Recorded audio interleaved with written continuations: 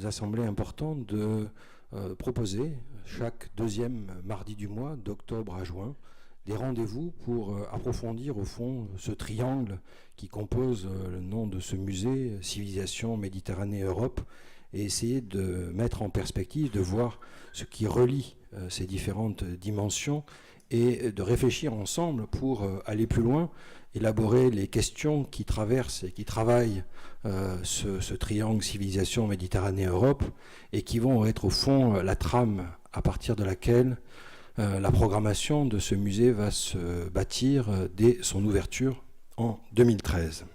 Et peut-être pour commencer, préciser un peu ce que l'on entend par ces termes de barbarie, de civilisation. En fait, avec barbarie, il y a une origine assez intéressante que l'on connaît approximativement. C'est que ce mot qui nous vient des Grecs, donc qui est très ancien, ce mot a dès l'origine un double sens. Parce qu'il désigne d'une part les gens qui ne parlent pas la langue ou qui la parlent mal. Et en ce sens, évidemment, tout un chacun est un barbare pour celui dont il ne connaît pas la langue, qui ne connaît pas sa langue, puisque je ne comprends pas ce que me dit l'autre personne. Eh bien, pour moi, ce qu'il produit, ce n'est pas des mots, ce n'est pas du langage, c'est des borborigmes, c'est du barbare, c'est des bruits, en somme. Et ce sens est évidemment parfaitement réversible. Si c'est moi qui suis chez les étrangers, eh bien, ils me trouvent barbare puisque je ne parle pas leur langue. Mais d'emblée, et c'est significatif que les deux coïncident dès les origines, et encore chez nous, il y a un autre sens qui est un sens, lui, absolu, unique, et barbare, celui qui a un comportement de brutalité, d'inhumanité, de violence, qui maltraite les autres. Donc, cette fois-ci, il ne s'agit pas du tout de quelque chose de réversible, il s'agit d'un type d'acte. Donc c'est une polarité, la civilisation, ça s'oppose radicalement à la barbarie. Et qu'est-ce que c'est que ce pluriel de civilisation? Qu'est-ce que ça vous évoque? Parce qu'évidemment, quand on travaille sur un musée des civilisations, évidemment, on se pose un certain nombre de questions sur l'usage de ce mot né au XVIIIe siècle.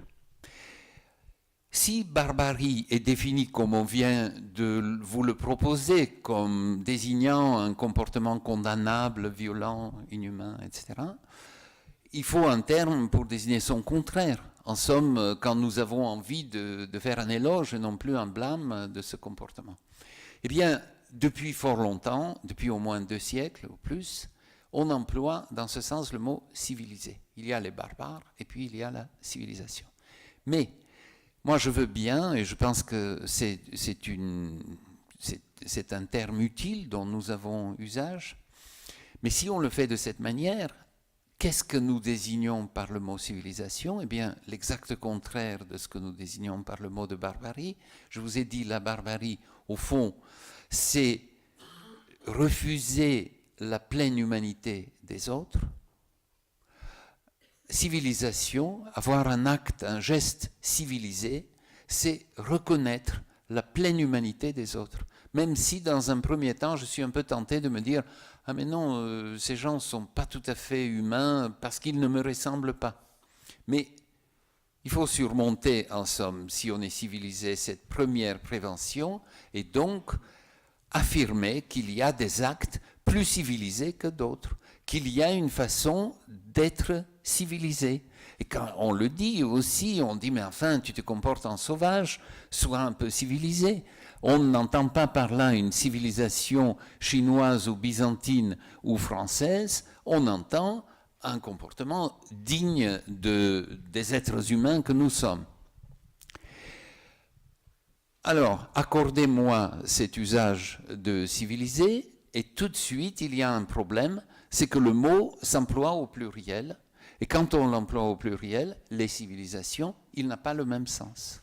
Ce n'est plus d'un comportement en lui-même valorisé qu'il s'agit, mais de ces formations historiques qui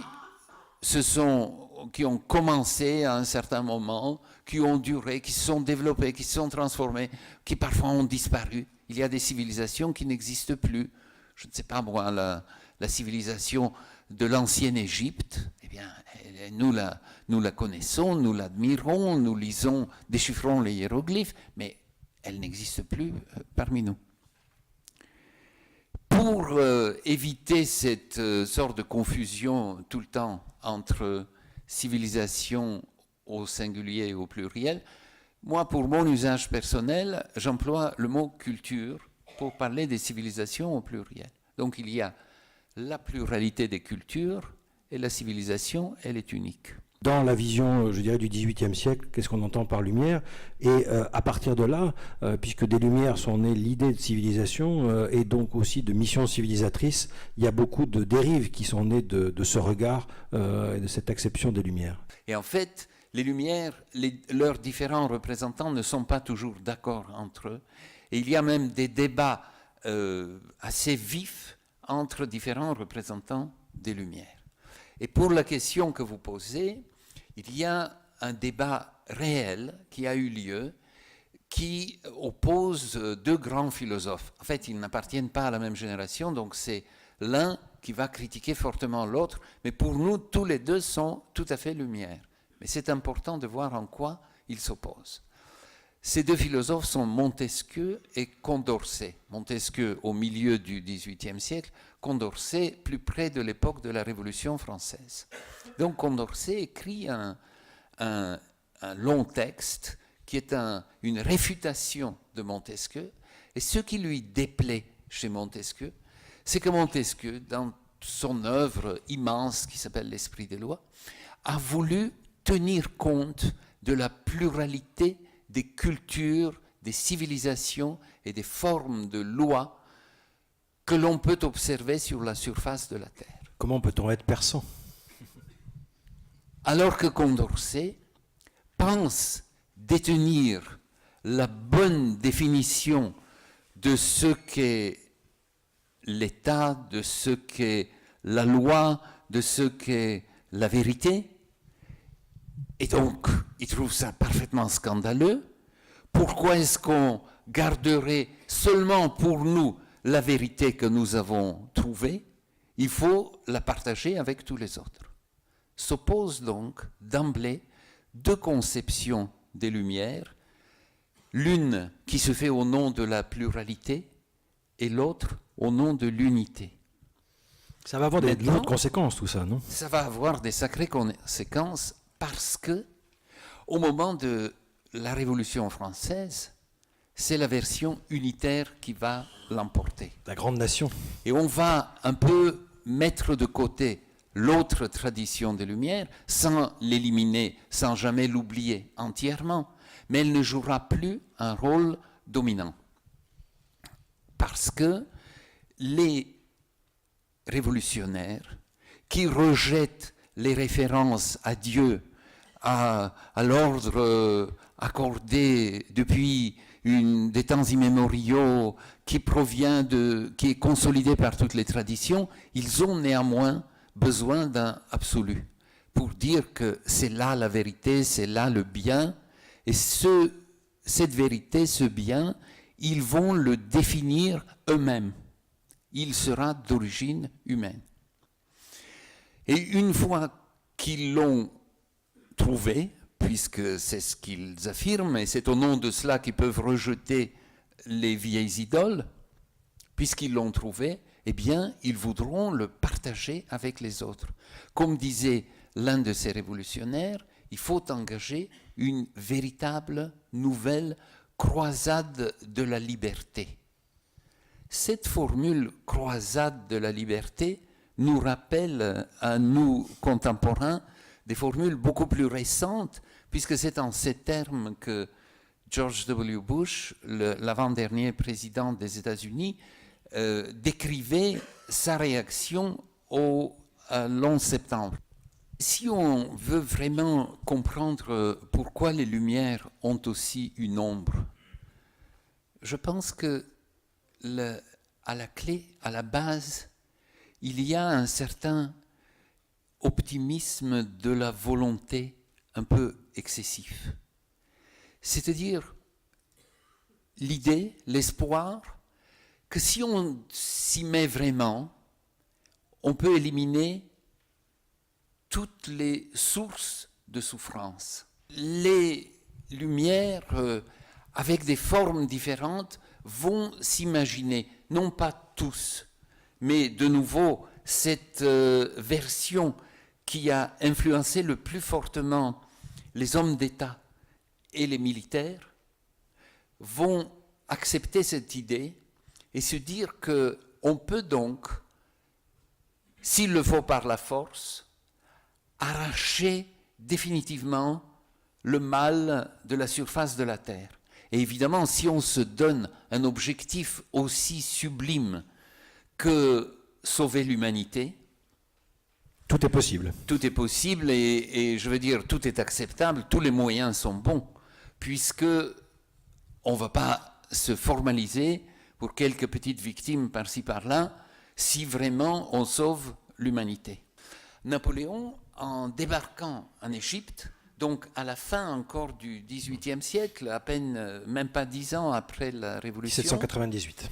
Voilà, va déclarer à ses soldats, soldats, vous allez entreprendre une conquête dont les effets sur la civilisation et le commerce sont incalculables.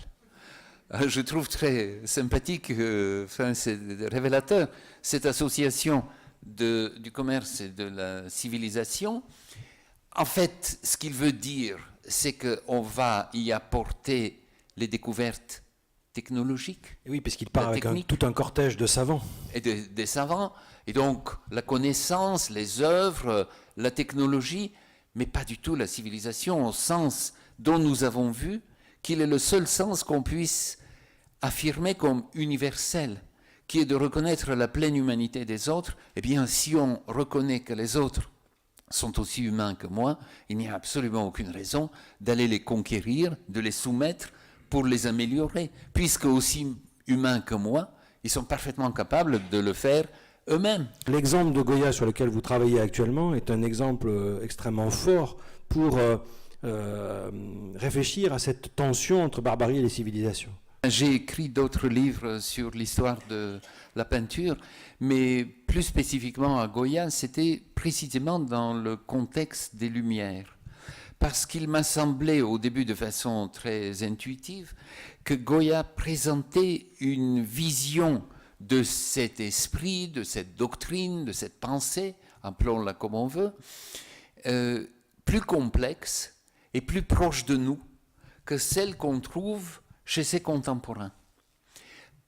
Parce que, notamment, étant aux premières loges de cette guerre fratricide, de cette guerre civile qui double la guerre d'occupation, parce qu'il y a beaucoup d'Espagnols qui se mettent du côté des Français et d'autres qui les combattent, et les guerres civiles sont les guerres les plus cruelles, comme toujours, Goya ne peut ignorer la violence humaine. Et à l'époque des Lumières, enfin les penseurs des Lumières, et notamment les gens un peu comme Condorcet, parce que c'est un peu différent avec d'autres, mais donc dans cette version centrale, officielle, un peu la vulgate des Lumières, si vous voulez, eh bien, puisqu'on a dit qu'on pouvait tout guérir et qu'on pouvait parvenir à un bonheur généralisé, pour peu qu'on s'y prenne bien, pour peu qu'on diffuse les lumières, qu'on alphabétise tout le monde, qu'on diffuse les livres, qu'on enseigne les sciences, etc., etc., ben, il ne fallait quand même pas partir trop bas, si je puis dire. Il ne fallait pas concevoir l'espèce humaine comme une espèce particulièrement bestiale, bien pire que les animaux, puisqu'elle tue, dirait-on, presque pour le plaisir, d'une manière qui n'a aucune rationalité véritable. Et Goya est aux premières loges quand il voit les cadavres découpés en morceaux et exposés, les viols collectifs, les violences de toutes sortes, les lynchages dans les rues de ceux qui sont accusés de trahison, Bref, un déchaînement de violence comme on ne veut pas croire que ce soit possible. Mais ce n'est pas le seul point sur lequel il enrichit les Lumières. Il les enrichit aussi sur d'autres, mais ça nous amènerait un peu loin que d'en parler dans tous les détails, mais il introduit une vision individuelle des choses que les Lumières universalistes ne sont pas prêtes à admettre. Il a une conscience, non, il a une sensation de l'inconscient, des pulsions inconscientes des êtres humains qu'on trouve chez quelques auteurs contemporains, mais qui ne font pas partie non plus de cette vulgate des Lumières qui présente les choses de façon plus carrée, plus rationnelle, plus volontariste. J'ai envie de vous demander, par-delà cette formule du clash des civilisations que vous récusez, au fond, comment on en sort? Comment on en sort, et pas simplement dans la célébration du dialogue des cultures qui est un peu creuse et qui est un peu bien pensante et qui n'amène pas très loin? Comment est-ce qu'on sort de cet antagonisme qui traverse et qui travaille nos sociétés, qui sont, et notamment les sociétés européennes, on l'observe de plus en plus, qui sont au fond dans une peur de l'autre, dans une peur identitaire, et où on voit au fond, au nom de choc des cultures, des phénomènes, je dirais, politico-identitaires devenir de plus en plus violents, et notamment de part et d'autre de la Méditerranée, ce qui nous occupe beaucoup. Mais les chocs, oui, ils existent, mais les chocs se produisent entre entités politiques. Parce que la politique, c'est précisément cela. C'est une quête de pouvoir, c'est une quête de richesse, c'est la défense des intérêts d'une communauté au détriment des intérêts des communautés voisines. Et donc, il y a les croisades qu'on va couvrir du manteau utile de la religion. On va libérer les lieux saints de Jérusalem, mais en réalité, on va essayer de s'emparer des richesses fabuleuses de l'Orient, de prendre sa revanche contre des revers subis dans d'autres parties du pourtour méditerranéen, justement, pour se rattraper et puis par la même occasion de régler quelques questions intérieures ou envoyer ces chevaliers appauvris qui cherchent la bagarre à tout bout de champ et qui provoquent des guerres civiles sur place. Si vous déplaciez comme ça dans 3 ans, que vous reveniez nous voir dans 3 ans, où ce musée des civilisations d'Europe et de la Méditerranée sera créé, sera ouvert, qu'est-ce que vous attendriez d'un lieu comme celui-là? Qu'est-ce qu'il pourrait apporter au fond à ces débats qui sont si vivants et si violents parfois, cette polarité entre barbarie et les civilisations qui est au cœur de votre réflexion? Il me semble qu'un musée est un lieu qui établit un contact de façon centrale, enfin de façon vraiment thématisée entre le passé et le présent. Parce qu'il se situe parmi nous, il s'adresse à nos contemporains et donc il préserve des objets du passé, des pratiques du passé, des choses qui nous viennent de passé, des collections, mais la façon de les mettre en valeur et de les faire parler pour les contemporains ne peut partir que d'une connaissance de ces contemporains, donc c'est une sorte de pont, si l'on veut, entre le passé et le présent. Mais rappeler le passé en soi, parfois on dit que c'est une chose merveilleuse. Je ne suis pas sûr que rappeler le passé, juste pour rappeler le passé, en soi, ça soit très bien. Le passé en lui-même ne contient pas une leçon. C'est nous qui allons donner un sens aux événements du passé. Et c'est donc vous, les animateurs du musée, qui êtes responsables de la leçon qu'on va tirer de ce passé que vous allez restituer au sein du musée. Je vous remercie, Zvetan Todorov.